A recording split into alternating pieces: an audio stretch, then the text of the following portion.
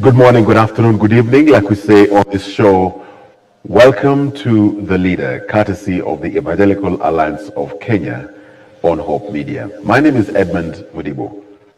Today we're going to talk about the subject of integrity, commissioning a lifestyle of integrity.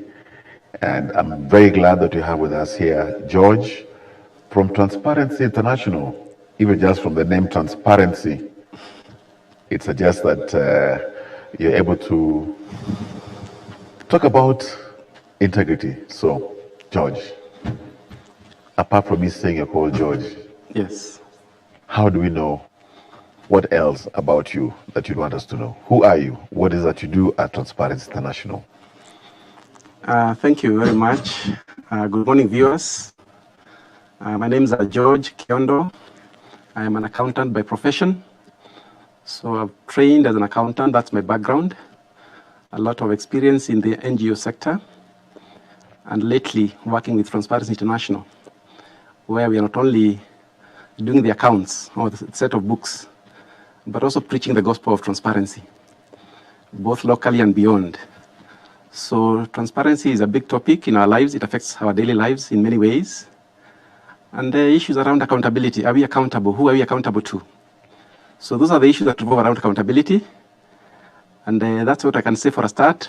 But also important to say that Transparency International is a local NGO founded in 1999, yes, February 14th, 1999. So this year we are celebrating our 25 years, our 25th anniversary. So we are mature, we are of age. 25 years, teenager, transition, just finished college, settling in for a job, even trying to, to get married and settle down in life. I'm curious, you said 14th of February. That's the day when you find people moving around with chocolates and flowers. But you saw it fit to start auditing and checking. I hope you're not checking on those who are proposing on that date.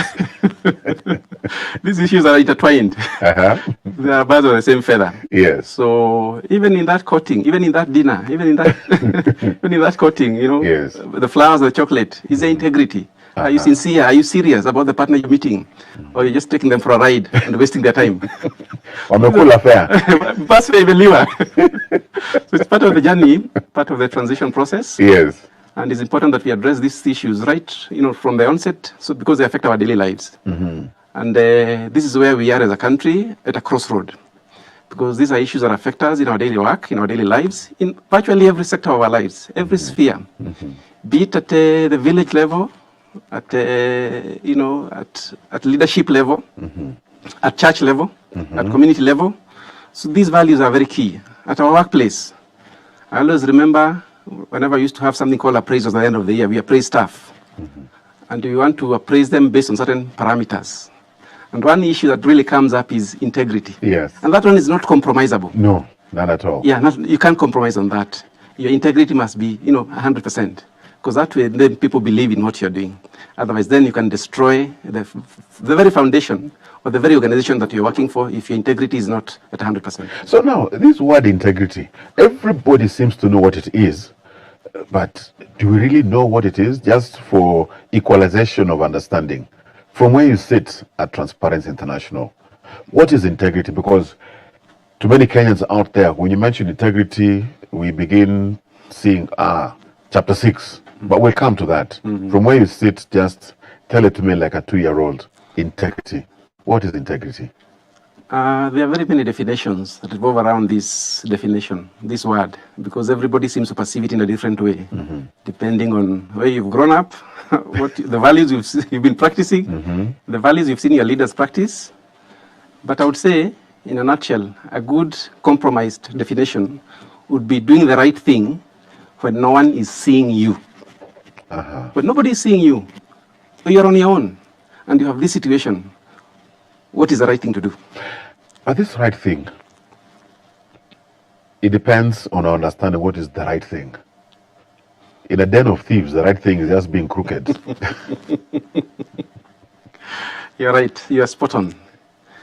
Now, our foundation, even as we grow up, as we grew up in our homesteads, wherever you grew up, some of us grew up in the village or grew up in town, we had parents, we had the community.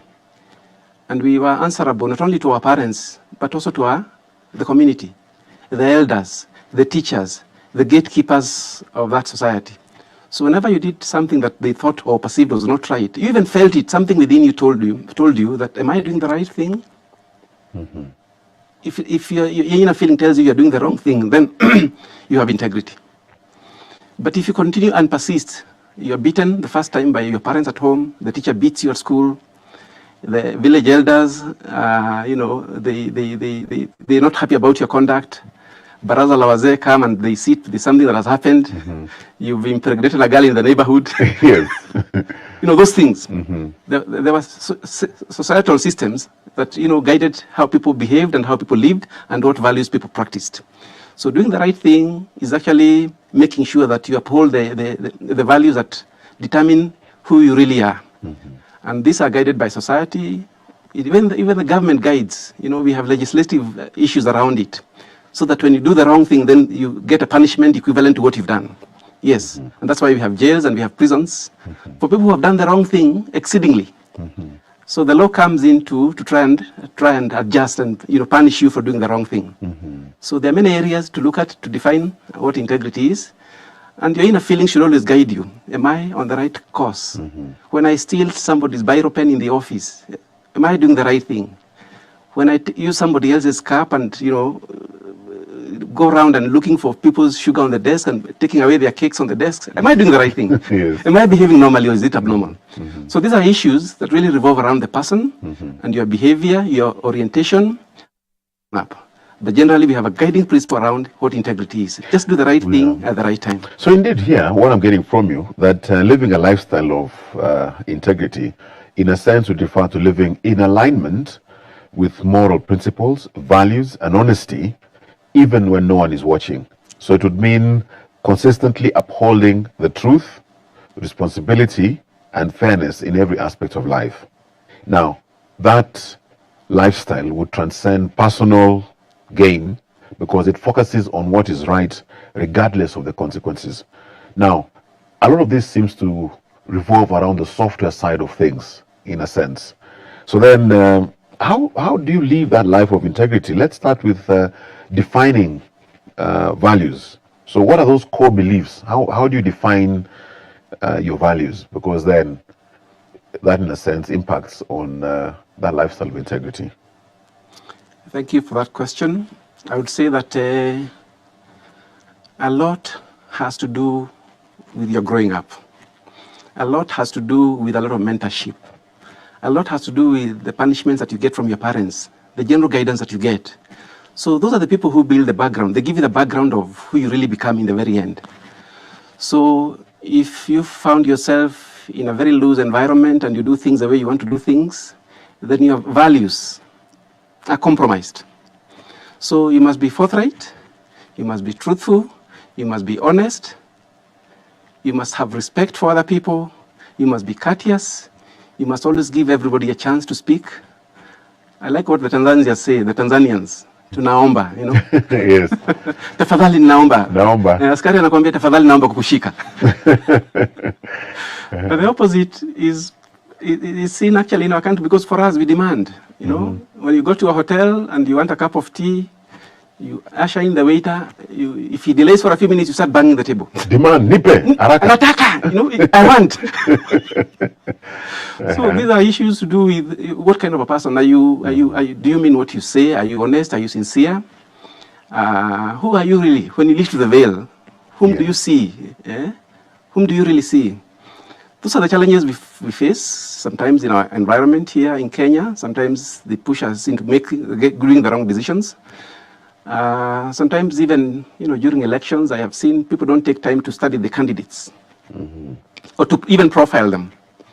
As long as they belong to the right party, the party that seems to be the favorite party, they'll simply be elected. Just go with the wave. Go with the wave. Six-piece suit. Exactly. I noticed today you avoided wearing a suit. Maybe that's why. Yeah, accountants are not wearing suits, but let me break the norms. Yes. Remove the tie and be myself, so that I can define who I am. That I'm this simple as you see. So the issues around Kenyans making the mistake every 5 years because the party that is popular seems to be the one that is taking all the seats, then we give them 6-piece suit, which to me, in my view, that's where we lose it. And it's like a wave. Every 5 years, that's what exactly happens. And we keep repeating it every now and then, and we don't seem to learn. So it's important that maybe in the forthcoming elections, we think twice. Who is this person I'm electing? The fact that he belongs to the popular party that is carrying the day. Who is he really? Can we study him? Can we do some checks around the person so that in the end we know he can actually deliver? I once voted somewhere, and the person who was popular then because of the party, I think it was Jubilee or something, could not even speak, could not even express himself. And yet was meant to represent you. Exactly. So see the mistakes people are doing? Yeah. So is that the life we want to lead? Probably the time to change is now. And what can guide us is our values as people. Exactly. Yes. Are we honest? Are we sincere? Do we mean what we say? Who is this person? Can we have some background check around the person? Does he practice integrity issues? What is his background? Where is his family? Is he a settled man? Does he have a family? What are the values that we see out of the family? Is he a leader in that family in the first place? So that we can begin to evaluate this candidate and then know and determine whether this is the right person or not. So that way we can gradually change and build integrity values in our people so that the country can move forward. Why is it as Kenyans, if I may be extreme here, why do you find it difficult to be honest and transparent where we speak the truth and act truthfully, avoiding deceit and manipulation? It seems, if you look at the headlines every other day, it looks like that's a problem that is going to be with us. Is it in our DNA to be wired to be dishonest? Good question. One thing I've foreseen, or I seem to see that is practiced very regularly, more or less, most times, is issues around money. Our people probably, priorities are different. So they have many obligations, and everybody is busy looking for money. So we've all gotten into the business of looking for money. It doesn't matter how you get it. Even if a candidate gives you 200 shillings, or gives you 1,000 shillings, on that very day, as you get to the ballot box, he influences your mind, and he changes and he tilts your vote to the wrong direction, because our values aren't really, we don't really practice what we say. So it seems like we have this culture in Kenya, which is very unfortunate, and we need to do something so that we move out of it.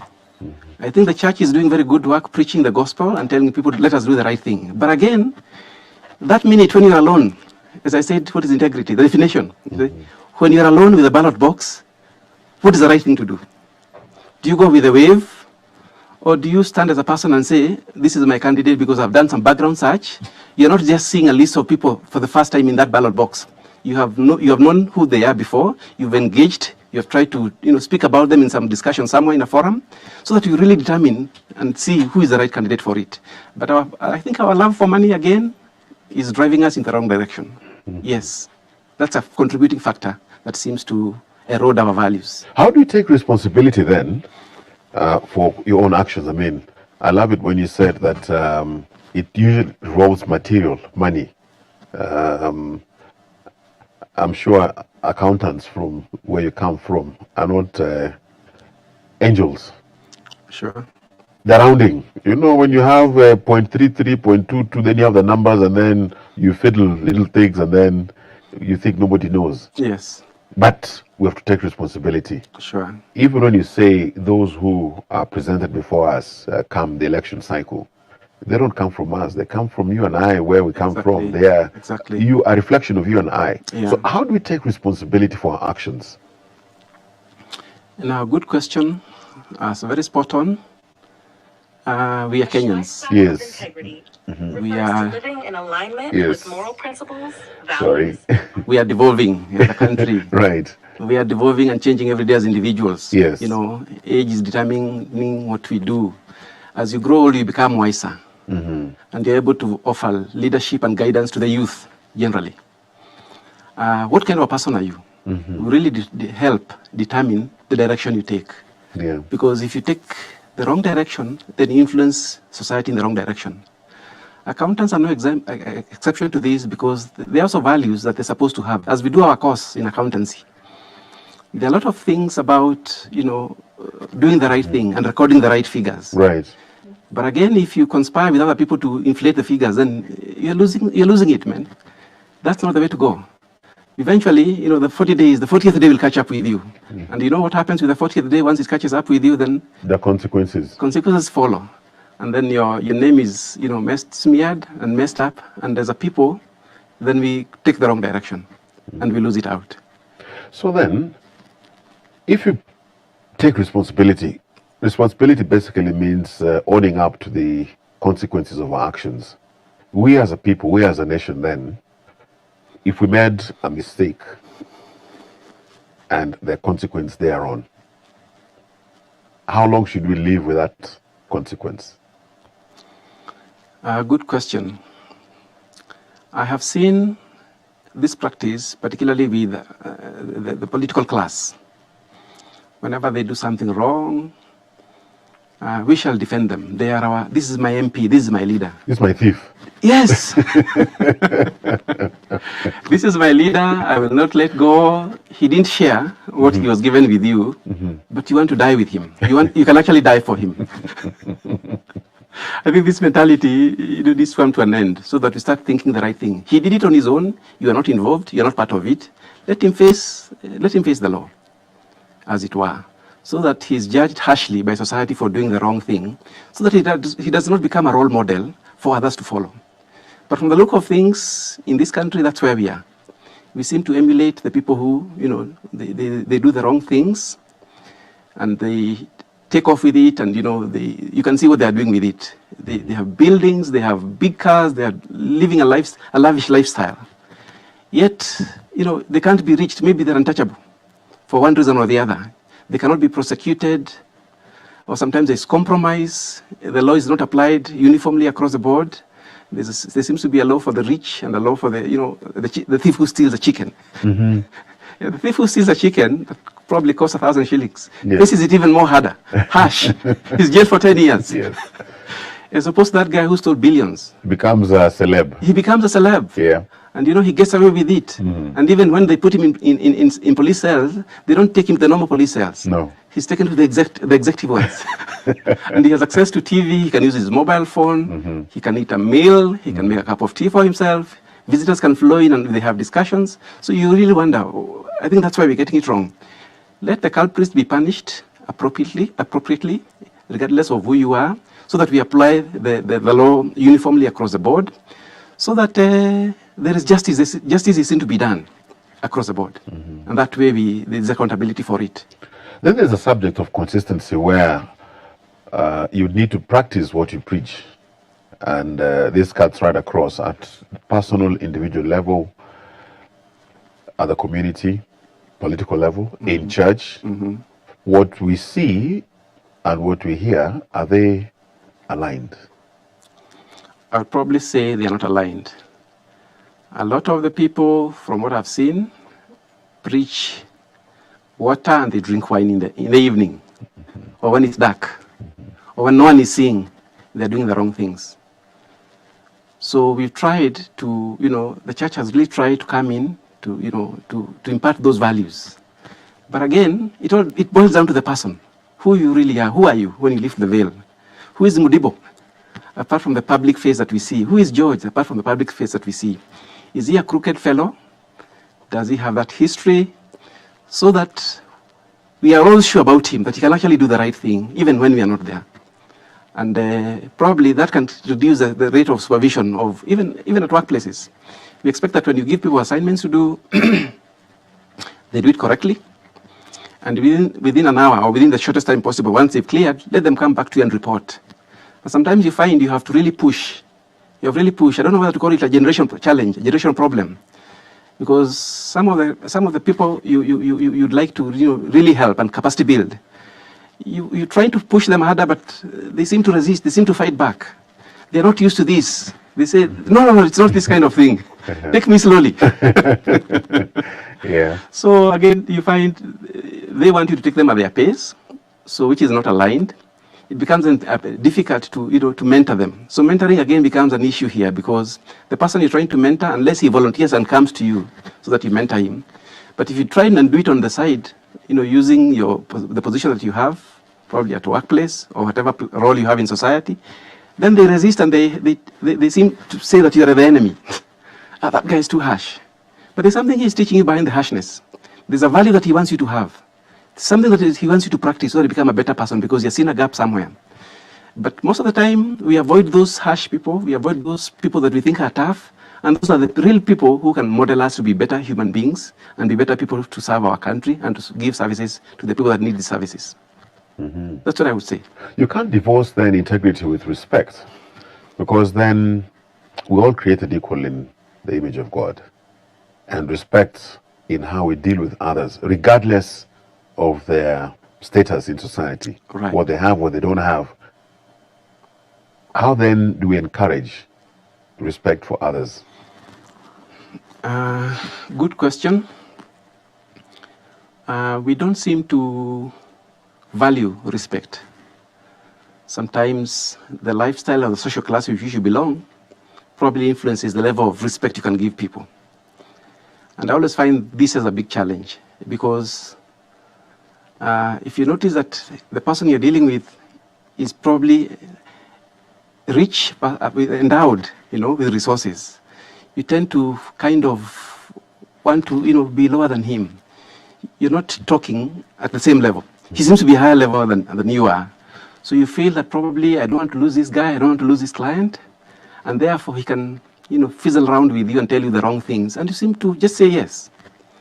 But if you can stand your ground and say, we are doing the right thing here, and the right thing to do is explain your policy. The right thing to do is get it by this document. The right thing to do is 1, 2, 3, 4. And these are the steps you're going to follow. So no shortcuts. But most of the times, we want to do shortcuts. We don't want to... So we have no respect for even the documents, we have the policies. The law, no respect for the law. Mm-hmm. No respect for individuals. No respect for the church. No respect for anyone. So those are issues that now bring about that arrogance. You seem to be above the law. You don't want to have courtesy for other people. You don't want to treat them the right way. You don't want to be courteous. Because respect is a sum up of very many things, very many factors, very many key important issues that we must always, that equals to respect. So if we can respect the law, we respect others, we respect our parents, we respect our elders, we respect everybody, how we relate, then society will start normalizing, things will fall back into place because things we start doing our things the right way, including even our workplace. When you're given an assignment, if you don't understand, please always go back and ask. It shows respect. But if you do it your way or you're told, follow these steps, follow this guideline, then you go and do the opposite, it shows a sign of disrespect. Even though you don't understand, please always go back and ask and get guidance. That way you earn respect. And remember again, respect is earned. It's two-way. If I don't demonstrate respect values towards you, Mudibo, you resist me as George. So this guy, he came in, he's rough, the way he talks, the way he presents himself, he's not courteous, I don't know where his manners are. All these things don't equal to respect. Then we'll start losing it. Indeed. Respect, when you say it is earned, it's not something that you can go and say, okay, let's go and buy respect from the shop. Exactly. You have it. Supermarket. And of course, at times when you lose it, it's gone. Yes. And it's difficult. Yet you can, of course, earn the respect, as it were. Subject of accountability. How to have others around you who can speak truth to power. Those who can hold you accountable, so that you remain true to your principles. How do you encourage then? Yeah, accountability is what is lacking in this country to a larger extent because people want to misuse resources and they don't want to account for those resources. It's not my business. For me, it's to spend left, right, and center. Spending, you get into a spending spree. But aren't you accountable to some people? Aren't you accountable to the government? Are you not accountable to God?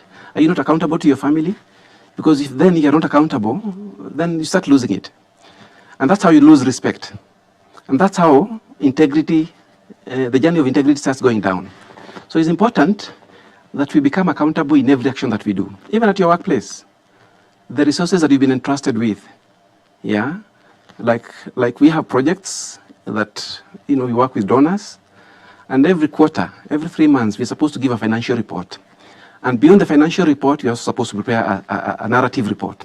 So these two reports must speak to one another, so that you don't have the program people saying, programmatically, we are this, we are here, this is what we've done. But financially, it's not reflecting. So there's no accountability. So we need to be accountable even back at our own homes, our own houses, at family level. As a parent, you must be accountable to your children, to your wife, to the people around you, to the community, the people you live with, so that you are seen to be a person who practices what they've been to say, because you've been put in a position of responsibility and you're in charge of something. So that's something that you're in charge of has an element of resources being spent. Now, are you accountable to these people by giving them the status of things as they are? We have spent this on salaries, we've spent this on this, we've spent this on this. We have this item still pending because we have challenges around the environment, because the environment is not conducive. External factors have influenced that we cannot do this event because of points A, B, and D. Probably there's El Nino, or there's Gen Z protests. We can't work. We are affected. It affects us. So it's important that we point out these things so that at every time people seem to know what is going on. But you can't live in a state of darkness. Nobody knows what you are for the last 6 months. Nobody knows what you're doing. You're not answerable to anybody. Even the donors are demanding for reports. They will lose confidence in you as a person, as an organization. But what keeps us going is that, that idea of being accountable to somebody, being accountable for the resources that you've been given to manage on behalf of this organization. And then they can see the results. Mm-hmm. What is the impact of the results that you're doing with their money? Is it impactful? Is it bringing change? Is a desired impetus being created by the resources that you provided? Are you delivering on the promises you made when you developed the proposal? Is it a live document? Or these two things are becoming, they're not speaking to one another. So where are we? So that's the only way we can create confidence to people that we owe the responsibility of accountability, so they're always sure, they're not guessing. This guy, where did he go? He's disappeared 6 months down the line. You're the ones doing the phone calls and following up. Man, you're losing it. Mm-hmm. Yes. So accountability for me is probably another very key thing that is very closely interwoven with integrity, because you can't divorce the two. You can't divorce respect, you can't divorce accountability, you can't divorce, integrity as part of the package. Indeed, and now nurturing and inculcating that lifestyle of integrity at the personal level, because at the end of the day, communities, again, are made up of families, people, individual, at the personal level. The place of self-reflection and commitment to that personal growth, because then when you evaluate yourself and say, I'm going to live a life of integrity, setting personal boundaries and standards for ethical behavior, what's acceptable. Then, of course, practice discipline in decision making and avoiding the shortcuts that you spoke about. Yes, that's the direction we should go. Because for me, from where I sit, we all nurtured differently. We've all grown up in different places. As we grew up, we had different role models. Things that were practiced in probably where you come from. I'm assuming you come from Western Kenya, and, yes, and probably I come from Central Kenya. Were very different. Cultural values were very different. Maybe the mode of payment and the mode of punishment were different. So that has eventually evolved into the kind of person you are, and the values that have created you. And in addition to that, as you grew up, then you started realizing, what more can I do to become a better person? So that I'm able to demonstrate leadership, and in my leadership, I demonstrate integrity. What are these things that I need to do? Honesty is key, very key. Giving a sense of direction, living what you say, walking the talk. Because that's also very key for me. Because if you don't walk the talk, then you're preaching water and drinking wine. And then people will have integrity questions around you. They will always, lift the veil and say, but this guy, I bet him at this place. It's very different. Yeah, what was he doing at 4 a.m. at Koinange Street? Yes. You have no business being at the wrong place at the wrong time. So let's live the journey. Let's live the life that we need to live, because that's defines who we really are. And then society is watching. Yeah, for me, it's not a question of so much what I say, but what other people see in me. Am I doing the right thing? Where I have wronged? Am I doing something to try and amend that? Because I've actually owned up and said, I've done the wrong thing here, but I need to amend up. And then I've gone public and apologized, that also makes people realize that, yes, this guy, he's morally upright. He's a person who can be trusted. He's a person who can take the leadership mantle. And he's a person who can be looked upon as a gatekeeper of the society, so that as the youth grow up, then the right things are happening to the youth, because tomorrow they are our leaders. They are watching us. Yeah? They're watching us. Gen Zs are watching us, but probably they're saying, you guys are moving too slowly. But they're also watching us. We're also watching them, Yes. and trying to calculate the values that we think, because tomorrow we shall leave this country in their hands. Where shall we be? As we go down the grave, shall we be turning and saying, oh my God, those guys, the whole country must be burning now? That should ideally be the issue, because we have put in these values to them, and they know they can do the right thing, and they can take leadership at the whatever level, and they can do role model from family level up to national level. And it's interesting you've brought about the subject of modeling, because at the family level, this is where we model integrity for our children and family members, and fostering open communication where honesty and respect actually is seen at the family level to make it dynamic, and reinforcing again the whole value of accountability and fairness in family decisions, because then that is where they actually get to see, have it practiced, and take it out from the family units. You're right. I think as we grew up, things are a bit different now from how we were during our times as we were growing up. These days, when you have the Gen Z in the house, they want to discuss. They'll put a question to you, Daddy. Why? Yes. Why? What is? We don't think they challenge your decision. Yes. We don't think that your decision is right, Daddy, because of 1, 2, 3, 4. So, depending on the person you are, you either hit the roof or listen. These are the two options you have. Either hit the roof or listen. If you listen, you evaluate. Once you evaluate, then you can model around your decision and say, sorry, I hadn't incorporated this element, but now I'm willing to incorporate it. So even though the decision is this, it could still remain with this, but you can modify it a bit in view of what you're putting in on the table, so that we can make a decision together. I've realized that these days it's not just a question of the dad, putting the rungu on the desk and on the table and saying, I have said. No. I think those days are gone now. They're gone.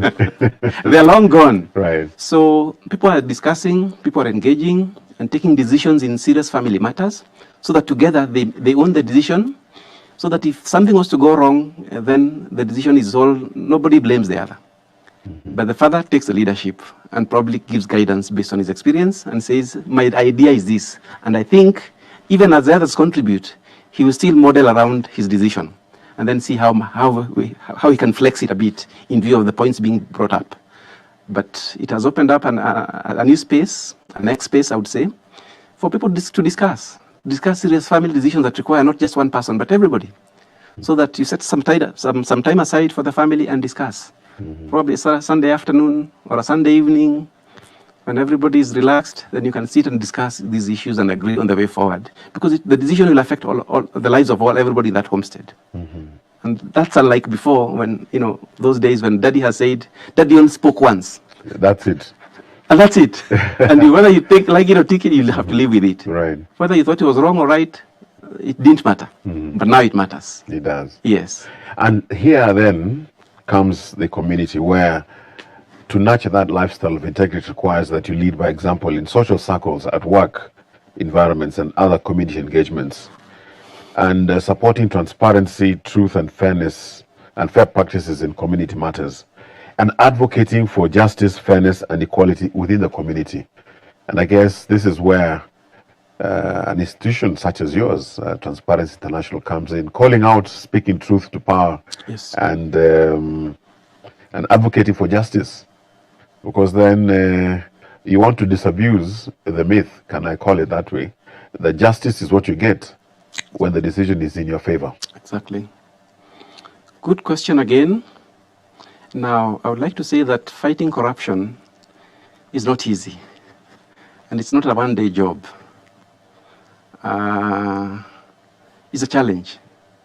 Because again, when you do it single-handedly, you're going nowhere. Chances are that you're risking your life. You've seen parliamentarians who've tried to fight corruption at that level. Some of the founders of TI, when it was being set up, were actually role models in society. Some of them are politicians. But after they retired, they said, look, something is not happening right. We are taking bribes to pass a motion. We are doing this with the aim of this, regardless of whether the decision is right or wrong. Look at the issues around the Finance Bill 2024. The parliamentarians still passed it, even though there was a lot of hue and cry from everybody. But for them, we were told they were given a bribe of 2 million shillings. Now, 2 million shillings against something that will, even eventually affect you when you leave, then things are not right. So as an organization, we partnered with other organizations of similar thinking. That this is the journey we have taken, this is the route to follow. We want to do it at a very basic level. So we also deal with it from family level, where we empower communities to fight for their rights. We have widows whose husbands, once they pass on, the families come and try and take away their property. They roll around inheritance. They don't understand these issues because they have not been to school. Nobody has ever taught them these things. So we are doing that at that level, creating capacity, building capacity to those ladies, building capacity to those children so they can be able to live up to the rights of their parents. We're also doing that at a county level where we engage the MCAs. Yeah, we have activities that we do with the MCAs, we train them, issues around budgeting, for example. Because I've said we don't know the background of these. These are political positions, regardless of your background. So you may not understand finances. So for you, a bill is good if there's a bribe or something is being given to you. That's when the bill is good. But do you really understand it? How is the budgeting process done? Do you understand it? Some of them probably don't. Because maybe they are just natural leaders, but they have not understood the reasoning behind those figures. So we teach them gradually how to crack the numbers. And what these numbers say, how do you interpret the numbers? The teacher who taught me accounting said, figures don't have a mouth, but they speak. They speak volumes. So when the figures are too high, they're telling you something is not right. There's a lot of money being spent. But where is that money coming from? It has to come to be financed by somebody, maybe the citizenry through taxes. So we work at that level and build capacity around that, so that we are also guiding them and building their capacities, so that we're increasing them with knowledge, supplying them with knowledge. And it's not easy when you do that across the whole country, because you have 47 county assemblies. Again, we have limited resources, because no donor will give you an unlimited amount. So they'll give you money for a given period of time, probably 1 year or 2 years, renewable, depending on how you perform. And then you select the counties that you think are seriously affected by the way you see things are going wrong. So you target those counties, work with them, build capacities. The only challenge we face is that after every 5 years again, they leave. Yeah. So once they leave again, you get a new set of leaders. You have again to start afresh. So what you had built on, probably I wouldn't say it's lost. It stays within the society, but it is not practiced immediately. So you don't see the results immediately, but gradually, you change the society, the thinking behind the people. So once they have the knowledge, they can now start making the right decisions, because they have information around it, and they can become better leaders. That's what we are doing, and it's not easy. Speak to then how to uphold the rule of law, where we have the Constitution. Of course, then it's given life in the Acts of Parliament. That in itself was a process, but then the whole subject then of public participation. Whereas we hear there must be public participation. How do you define public participation? Just because I attended a town hall and signed I was present? Or you collect views and say, we have heard, but. So just because these sittings, and they tell you send memoranda through emails or through town hall meetings, how do you audit to confirm whether or not your views really mattered or are factored in? I think this is one area that I would say is still work in progress, because we haven't really quite understood what public participation is as a people. At least majority of the people in towns do, but again, they're not available when those public participations take place. They don't attend these events. But out there in the countryside, in the village, public participation means an occasion for you to go and collect a handout. So you may not really understand, because you needed to have been given that document in advance so that you read it. So you don't have the document in the first place. So what are you participating in? Something you don't understand. So it will be announced in the chief baraza. It will be, on all notice boards. It will even be on the local FM radio stations around that area. And you've been called to this hall on this day to, to engage with the leaders on a subject, local public participation. So for you, what really strikes out for you is, I have this option. One, if I go, then I'll have nothing for the family in the evening because there's a place I was going to. I'll be going to the shamba, I was going to palilia mboga or go to the market and sell this mboga. But then the opportunity cost of not doing that is now going to the public participation. So you find the attendance of those public participations is not quite there. So you have a very small minority of people who attend those public participations. Number two, they don't seem to be understanding the issues. It's like a decision has already been taken outside there. I remember I attended one public participation in Thika, where I think the county government was interested in making Thika a smart city. Mm-hmm. And when we got to the stadium, the Wananchi came, and for them, they were saying, but how much are we going to get out of this? So now this is why we begin to lose it. Mm-hmm. See, the money factor again comes in. Mm-hmm. Two, there are a lot of traffic jams here. This is not a city. A city does not have a traffic jam. So probably what my thinking was, maybe we needed to build capacity in these people first, so they get to understand what is a smart city. What does it mean to be a city? What goes with a smart city? Are we ready for it? Is development? Yes, but are we ready for it? Do we have the resources? Can the county government give us some accountability around it? This is what we are collecting. This is what we are spending. This is our surplus. We don't have. We are also sorting out the pending bills issues around here, and this is where we stand as a county. So in terms of making the smart city, we have the resources to sort out the infrastructure for it. But I didn't see that happening. There was a lot of hue and cry and saying, we have never seen these people, we have never seen these leaders, we've never seen the governor, we've never seen these people. Why is he? Bring him here. So it actually, reduces the pressure of the interest. The interest is not there. So we need to do something around it so that we structure it very well as a country and then determine the minimum threshold or determine the minimum quorum that can pass can pass a resolution around something like that. But we don't seem to have right structures for this. So public participation, even if attended by 100 people or 20 people in a county where people are like 50,000 or 60,000, it still passes. It is passed as law, and before you know, things have been done behind the back. We recently had I saw something around, something in Kajiado, around they've been asked to pay lease for their plots, for the land. And the communities were saying, no, that was never passed. The MCs again said, we never passed this. But then they were told there was public participation which passed this. So it didn't matter whether you pass it or not. So issues around that become now conflicting, and then you start kind of fighting. I've seen the residents go to court to try and stop something which was probably following the right procedure, but again, who passed it? The minority passed it. But probably they didn't even know what they were passing because for them, they were just looking for 200 shilling to keep the family going.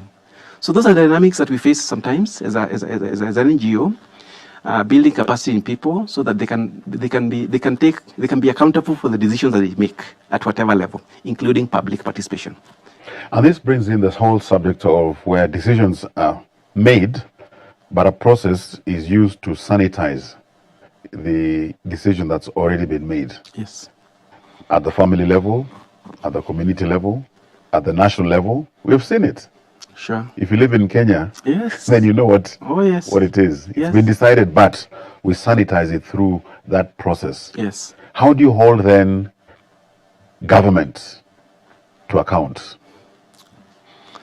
I think respect for the law is very, very important. Right across the board, whether you're a government officer or you're a simple Kenyan or you work in the private sector, respect for the rule of law is very key, because that's what will change our thinking, our mind, the decisions that we take. Because when you do the wrong things, it will affect us. It will come back to haunt us as a people. We sanitize it and we wash it and we say it's been cleansed. We even pray about it and assume that now everything is fine. But things are not fine. There's still some smoke under the fire there. Something is burning. And that something that is burning will one day explode and become, and uproot everybody. It will even affect people who are not involved. So let's be careful that we respect the rule of law. If there is a court injunction restraining you from doing something, respect it. For heaven's sake, respect it, because that's the right thing to do. But don't go around it and beat it. Don't go around it and, offer bribes and, and have the things tilted in your favor, because that's not the right thing to do. The right thing to do is to do what the law says. So, I don't know, the issue of sanitization is a big problem. It's affecting everybody now. It isn't the right thing to do. You've seen some governors, they've been impeached, they go to court, the same courts stopped them from leaving office. But the Wananchi don't want them. So it becomes a tug of war. So they say, you're wasting our time. For the next remaining period of your period in office, it will be a waste of time because there's nothing you can implement.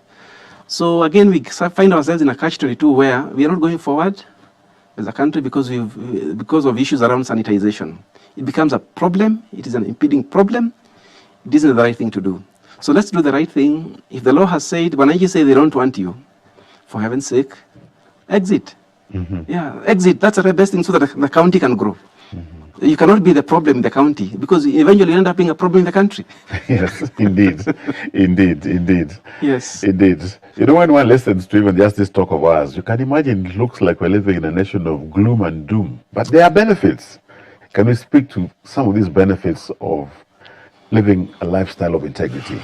I mean, when you have trust and respect, because then people who live with trust and respect is something that will have as a benefit, because when you have that lifestyle of integrity, then you gain trust and respect from others.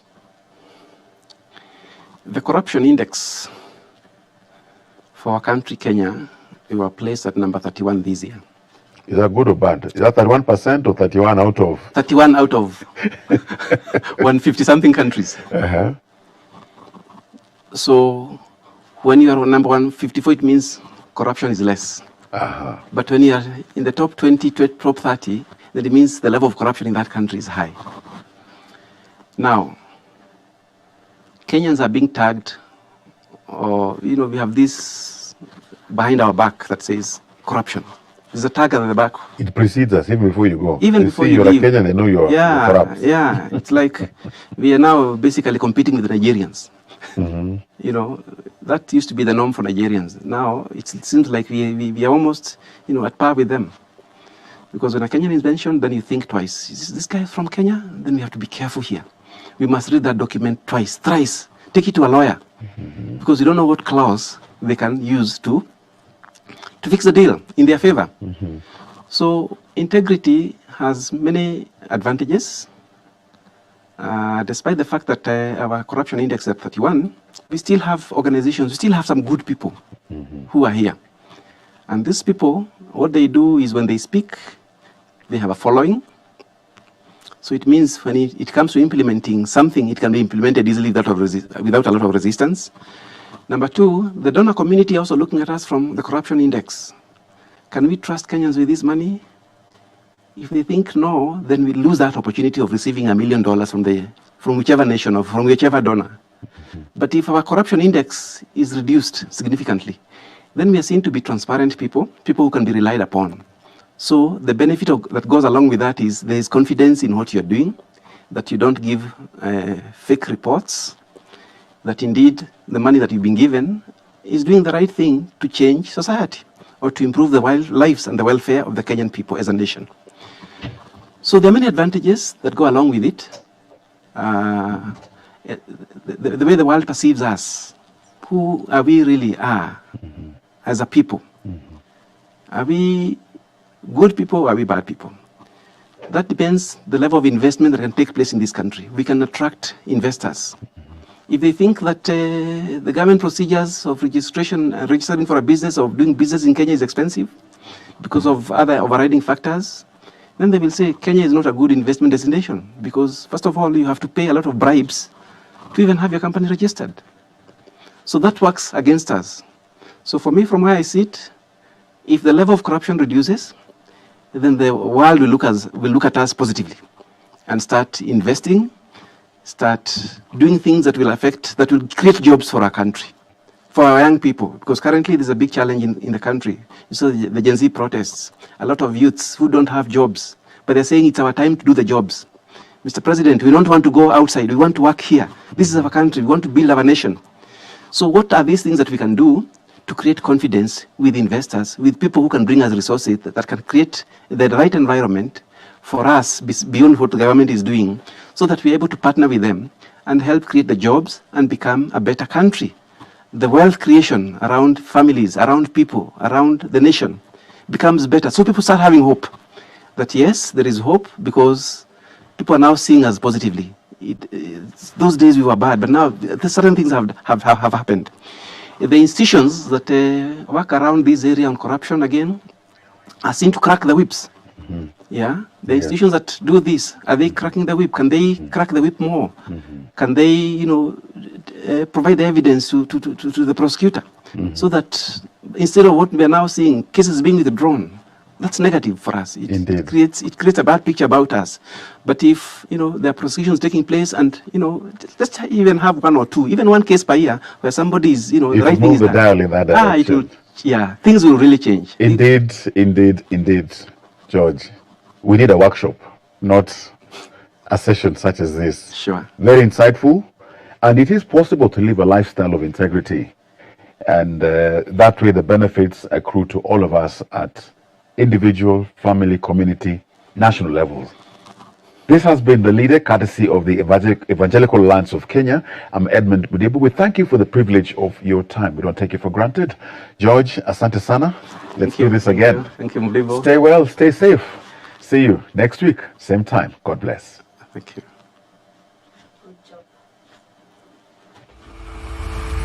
Thank you.